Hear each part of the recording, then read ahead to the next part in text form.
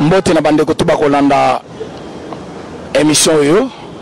Président René azali ko répondre na babuzoba oyo bandeko ya FCC ba mekiko sala au courant de la semaine à l'occasion de notre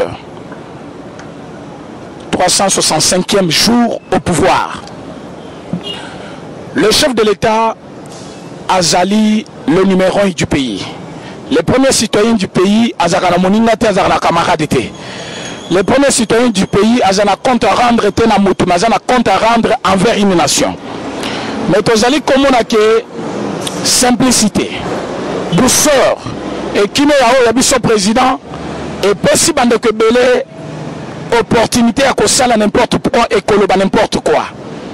Aujourd'hui, nous devons répondre à sa place parce que lui, en tant qu'homme d'État, il n'a plus le temps de répondre à un individu. Nazali ko répondre Motuali Bosso, Janine Mabunde. Maman Janine place aux Ali, nabengo maman posa moi si, le ko la maman nangai soit moi si nangai. Mais sur le plan juridique, je te vois comme nul, tu ne représentes rien. Pour Namine, parce que au coquille jamais, Kobosa na mission et prérogative, il y a fonction Zaliko assumée. Ce qui chef de l'État lobby, Azaliko Loba en tant qu'une nation. Mais yo en tant qu'institution, aux alliés n'a droit à répondre été. Parce qu'aux alliés collaborateurs ou collaboratrices numéro 1, il y a chef de l'État. Mais comment chef de l'État lobby, Motuali Bosso Zaliko répondre et Zali au président de l'Assemblée nationale. Na droit Bazaliko Bengayango insubordination. Aux zangi botosi envers hiérarchie nayo. Et c'est punissable par la loi. Aux alliés mériter une punition, sanction Moriamakas. Mais comment au Saliango? Ce que le bureau politique Nabino est à niveau ya Kingakati. Na niveau ya Kingakati, bon monter plan. Comment nuire? Mais il y a une sanité que Bazaki peut conduire na par personnalité na yo. Babi que chef de l'État ont considéré yo. Babi que peuple congolais na moni mabe na yote. Mais comment bazindisa yo? Les lois mabund, aux alliés larisés de femmes du Congo, aux alliés Sonia Basia Mokili. Aujourd'hui là, batebele bazali komona ke aux alliés pena, moi si moko azanga mayele. Parce que quand tu peux répondre, tu es chef de l'État. Chef de l'État, Azali hiérarchie nayo, Ozali représentante naye partout officiellement soyez azate. Ce chef de l'État azate, Batina a toujours président de l'Assemblée nationale ou président de l'Assemblée nationale. Remplaçant naye officiel, président du Sénat. Mais comment yomuto Zali représentant? Il y a chef de l'État, et Zali on doit Zali répondre et pourtant prise de parole naye et c'est limité d'une façon officielle. Mazala qui devant le public diaspora. Ça nous montre votre mauvaise foi. Tant que l'équipe joue, vous allez comme on a eu au fondissement Chadar. Chadar est en train de menacer le pays. C'est un complot monté vers Kingakati. Mais quand vous montez un complot contre le pays et vous prétendez être Kinya, vous fondez à l'aise sans problème, je pense que vous vous trompez. 2019 est égal à 2020. 2019 et c'est qui 2020 et ça 2020. Ce que cela bosso tonyonso na 2019 bakangiote na 2020 bakokangayo. Ce que finaki na 2019 bakangiote na 2020 bakokangayo. Tozali na qualité de droit, la liberté que nous vous avons donnée, beaucoup nous sommes libertinage. Chadar a dit ceci. Ce qui est là que comme Albert Yuma, tu peux paralyser le pays. Paralysé en lingala, ça veut dire que Bobi Sakoboma, copier. Donc Chadar Alobi, ce que le Koyel Albert Yuma, il va paralyser le pays à Kobomamboka. Mais à Kobomamboka, Oyemoko Tongaki, à Kobomamboka, Oyemoko Tikaki économie, à Kobomamboka, Oyatika en Lambo. Tant le Chadar Alobi Bilokwana, pêcheur de la République à Zawapi. Tant le Bibilokwana, service de renseignement à Zawapi. Vous allez tracasser votre bureau de. C'est le moment. Les services d'intelligence et le chef de l'État. Moussala Nabino, Kozo Mayel et Abato, Bazana Mayel Malam soit Yamade, mais Ozamutu Mayel Mabe, Bossan Seboyoka, a paralysé le pays par quel moyen? Il a quel instrument? C'est un rebelle. Vous allez Kotum, c'est chef de l'État, du matin au soir. Les ADF, mais ADF Bazana Congo, Bazana Kishasa. Les ADF, ce sont là les Chadari. Badafi nde bazali bango nde bazali ko dirigeante bango. Comment muto azali koloba na chef de l'État, azali koloba na toute une nation, alobi soki bosali mabe to ko paralyser pays. Or, le chef de l'État n'a pas un problème personnel na Albert Yuma. Azana problème mon côté na Albert Yuma. Mais Albert Yuma azana problème na justice. Justice est gagnée par rapport à Moyibi Naye. Mais comment voulez-vous aujourd'hui? Bakangé na nous pété bâtir na prison. Procédure est en cours, 200 millions, c'est beaucoup d'argent. Dans un pays où Moutazali peut vivre avec moins de 1000 francs par jour. 1000 francs. Mais moins nango, ça veut dire quoi? 700 francs. Je donne l'exemple. Na banda kuna biso lelo ba papa ba koma otira ba 7000, 10 000. Mais ba tubaza nanda ku 15. Quand vous prenez 10 000 divisé par 15 personnes, moutoumoko allié combien par jour? Maintenant, donc, dans un état où Moutazali peut vivre avec moins d'$1 par jour, mais Moutoumoko a eu 200 millions de dollars à la poche. Bassam Bissaye, yo bibi kuna, face au rôle Moutazoli la haute, il faut bakangaye, ceux qui bassali mabe, n'aïe n'a qu'à paralyser le pays. Vient paralyser le pays, il y a la justice, il y a les acteurs politiques. Nous de l'UDPS, nous allons nous mettre sur ton chemin. Et Moukolwana Koyebake, Mboka Izali Suna Maboko ya Kabila te, Mboka Ikendaki depuis le 24 janvier 2019, na Maboko ya Félix Antoine Tshisekedi Tshilombo. Tozali Koluka, Toyeba place aux Zali Lelo.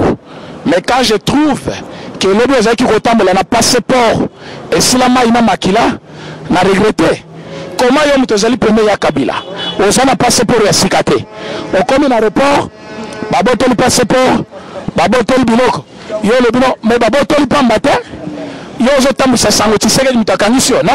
Mais Shadar zotambu na passeport ya kala. Passeport expiré. Basengi passeport. On écoute yo kasoni, au municipal yango, au lakis. Ozali la risée du monde. Un homme pendant un ancien président, Mazo Tambolana passeport expiré. Mais Chadar, ils ont même moi, si je n'ai pas de passeport, ils ont passeport 220 000. Oui, bon, le Yiba, esprit Yamabe, Makila, Batozana, Mituna Bino, et Moko et comme Sabino Bizengi. Pour tout normal, Ayobi que quand ils ont la validité il y a 2 ans, passeport ils ont la validité à 5 ans. Akoyeba kosala passeport ya sika po zangi 200 francs $200 Chadar c'est un millionnaire boy bimbo na moko ebele mais mbona kosomba passeport $250 ozanya monenye ni makila bato za na mito ezali ko troubler bino mais yo mutoza makila bato au lieu utala kutu beso ezali ko peser sur toi massacre ya Likofi bon l'opération Likofi ezali massacre ba congolais tu as massacré les congolais obomi batu me ukundi be bango to ke ko bwaka bango na mai massacre bosali na kati ya les forces communes de Maluku bosali massacre na Kamwina Sapuna Kasai. Vous avez laissé des villages et des villages, nos frères ne sont pas enterrés mais ba poli libanda ba village etikali vide polele eloko ya kolia te maya komela te pour même mai batunde ba entretenir na yango to yebi ke na mboka to balia ka maya ruisseau mais tant batu bazate botika ba mboka sèche.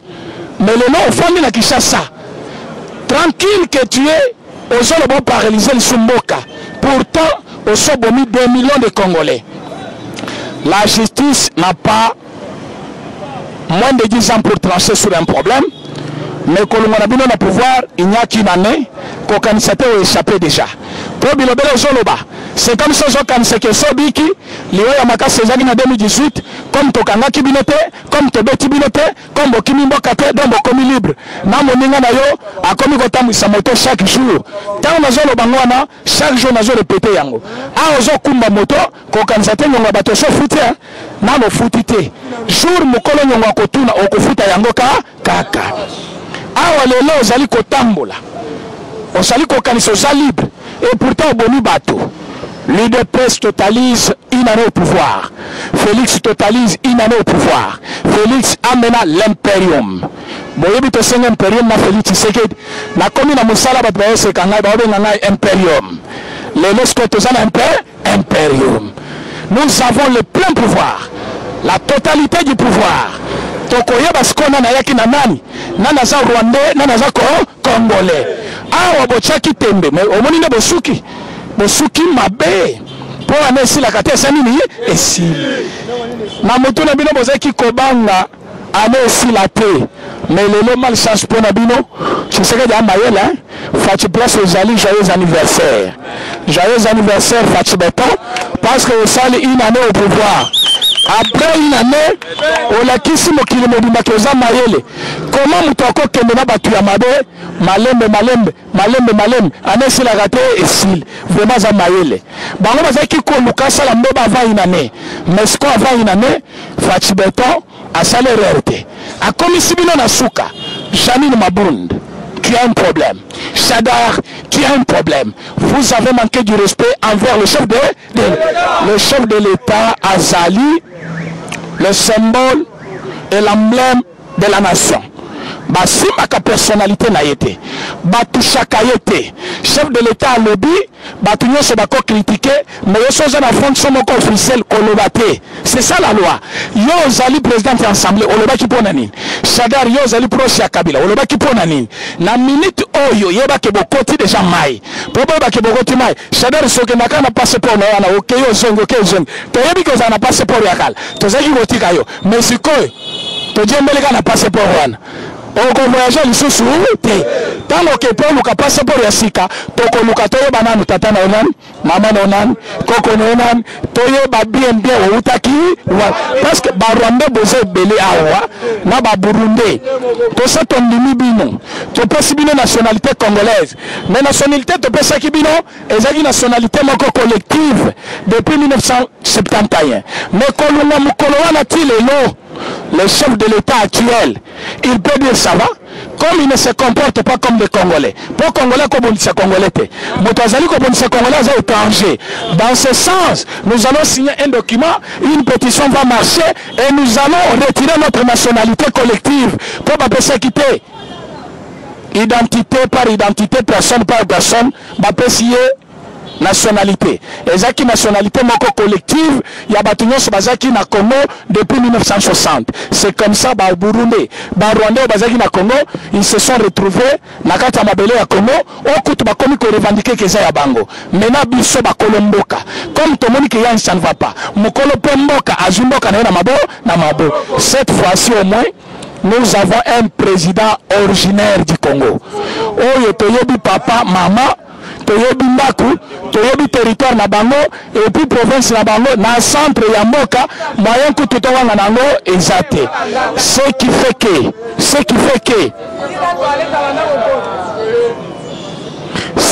que il faut to landela yo avant to pesa yo passeport mosusu. Et dans ce cas, avant de payer ce passeport, tu connais la justice, as d'abord dossier na yo, ba peser na maloba na yo, ba tonyo mokendi, tu peux faire déjà le dossier. Autant là-bas 37 avocats, il y a UDPS, symbole, il y a 36 ans, il y a lit na biso, bon étudier dossier, bon peut sango PGR. PGR, tu yobi que ozali mutu na bango, mais ozali ko servir la nation. Tu yobi que ministre de la justice aza mutu na bango, mais pour le moment c'est fatigué, le commandant suprême, magistrat suprême, moyen yo osali susonoko exacté. Bazali ko signaler ngai télévision ezali ngonga, makambo koloba ezali ki ebele. Na sengi bao nyonso bakolanda vidéo, bayeba que j'ai fait cette vidéo en réponse à Bozoba ya Shadari. Na pesi ba bakungu merci parce que lobi na katanga oyimisaki, oyebisi bango mokonzaza moko kao ezate, autre trahison ezate, katanga eza ya Félix, et bon Shadari okende lisusu wapi? Kabila okende lisusu wapi? Katanga na maboko ya Félix, Moïse Katumbi atini message fort.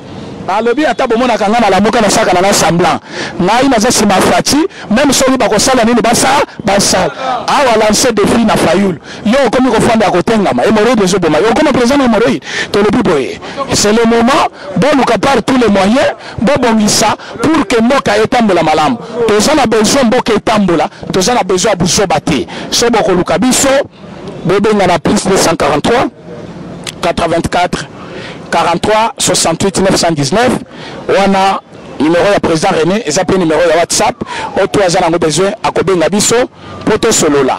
Je vous ai dit que bandana taka kimingi caméra passer pour nangai ekei. Je ne fais que répéter ça. De fait le bakapo na recevoir nation mais tant que aux victimes Bossala Kapé Moussala quelque part. Bossuma Biso, n'a besoin de passeport. Juste là, je n'ai pas un geste. Bossala quelque chose pour la joie. Passeport Nangai, au bateau à Kamere Bayaki Kobotola. Namona comme qu'on s'est racheté dans Maloba, a fait rester malam pour 2023 et Zana Moussika.